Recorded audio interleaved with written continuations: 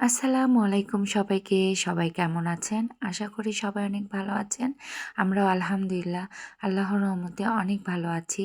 তো আবার একটি নতুন ভিডিও নিয়ে আপনাদের মাঝে হাজির হয়ে গেলাম। আশা করি সবাই মাই ওয়ার্ল্ডের পাশেই থাকবেন। তো আজকে ভিডিও আমি এখান থেকেই শুরু করছি। তো আপনারা দেখতে থাকেন। আশা করি শেষ পর্যন্ত ভিডিওটি দেখবেন।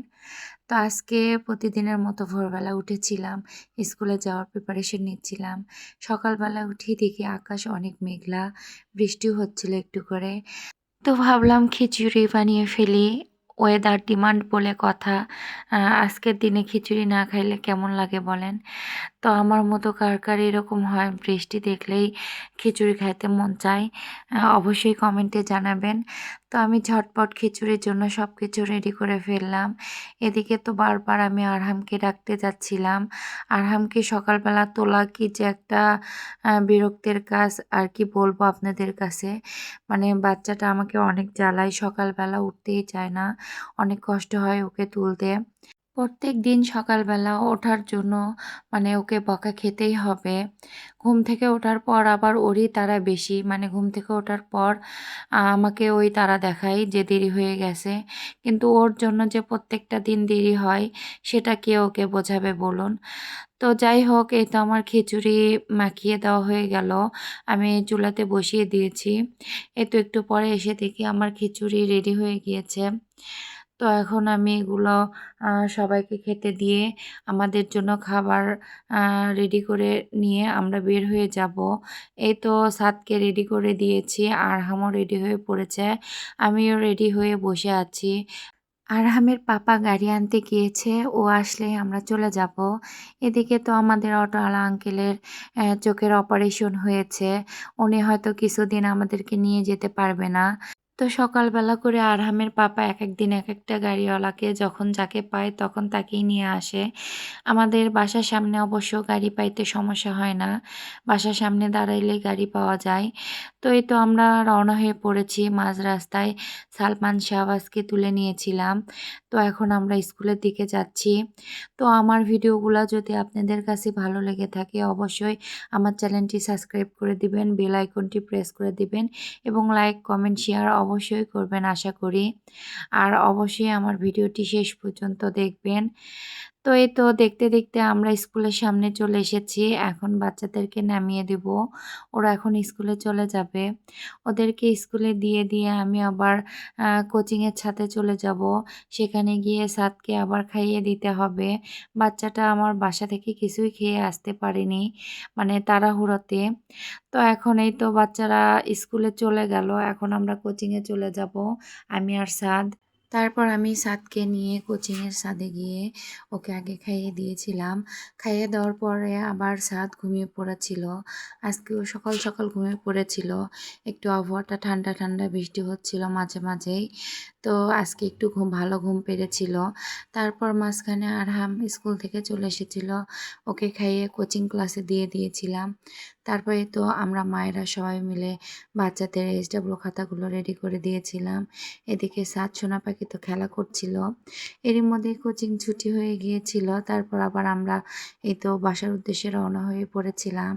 আজকে ভাবি আসে নাই, তাই আমরা সালমান আর শাহবাজকে ওদের বাসার সামনে নামিয়ে দিয়ে এই তো এখন আমরা বাসায় যাচ্ছি।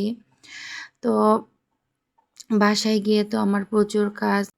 এই তো দেখুন বাসার কি অবস্থা, এগুলো সব আমাকে ঠিক করতে হবে। তো প্রথমে আমি আগে বাচ্চাদেরকে গোসল দিয়ে খাইয়ে দিয়ে ঘুমিয়ে দেওয়ার চেষ্টা করছিলাম। তো সাদ তো কোনো মতেই ঘুমাচ্ছিল না। তো এই জন্য আগে বাসার কাজটাই শুরু করে দিলাম। তো আজকে আমার শাশুড়ি আবার বাসায় নাই, আমাকে রান্নাও করতে হবে। তো এদিকে আমি রান্না বসিয়ে দিয়েছিলাম, অন্যদিকে তো বাসার কাজ করছিলাম। শরীরটাও ভালো না, তো কি করব বলুন?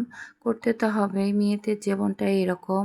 যত শরীর খারাপই হোক না কেন তাদের ডিউটি ঠিক মতোই পালন করতে হয়। আমার ক্ষেত্রেও তাই সেম।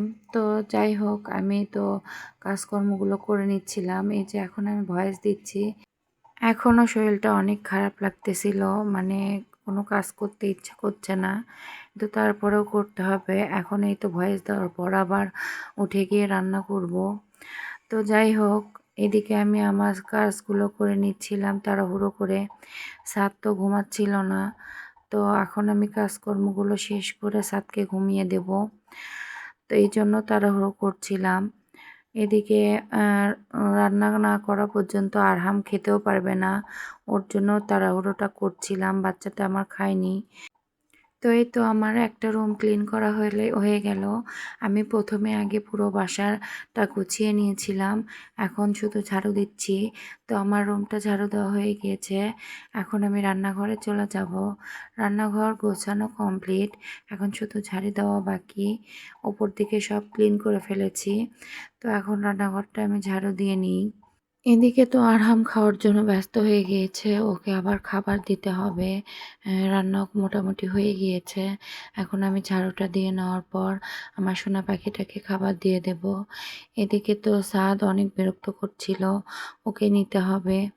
তো যাই হোক আমি ঝাড়ুটা দেওয়ার পরেই ওদেরকে খাবার দিয়ে দেব। তো এদিকে আমার পুরো বাসা গোছানো কমপ্লিট। পরিষ্কার হয়ে গিয়েছে। দেখুন আপনারা সব কিছু কমপ্লিট করে ফেলেছি। তো এখন আমি একটু গোসলে চলে যাব। এদিকে আমার ভাত রান্নাও মোটামুটি হয়ে এসেছে। আর একটুখানি সময় লাগবে। তো এরই মধ্যে আমি গোসলে চলে গিয়েছিলাম। তারপর আর কোনো ভিডিওই নিইনি।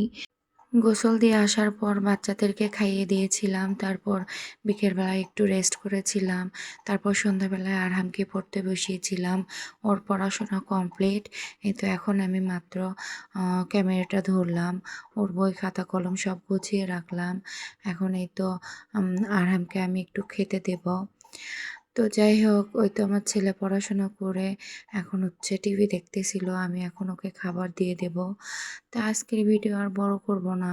আজকের ভিডিও এ পর্যন্তই। আগামী ভিডিও দেখার আমন্ত্রণ জানিয়ে আজকের ভিডিও আমি এখানেই শেষ করছি। তো সবাই ভালো থাকবেন, সুস্থ থাকবেন আর নিরাপদে থাকবেন। আর আমাদের জন্য দোয়া করবেন। আমরাও যেন ভালো থাকি, সুস্থ থাকি আর নিরাপদে থাকি। আর যদি আমি বেঁচে থাকি তো আগামী ভিডিওতে আবার দেখা হবে ইনশাল্লাহ।